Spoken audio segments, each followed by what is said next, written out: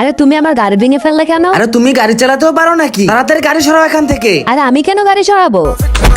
আজকের পর থেকে তুই যদি আমার সামনে আসিস তাহলে তোর গাড়ি ভেঙে টুকরো টুকরো করে ফেলবো। আরে ম্যাডাম কি করতেছো? বাচ্চাদের গাড়ি চালাচ্ছ কেন? আমাদের গাড়ি চালাও না। কথা কম বলে তাড়াতাড়ি আমার গাড়ি ফেরত দাও। আরে ম্যাডাম কাছে আসো। ছেড়ে দে শয়তান।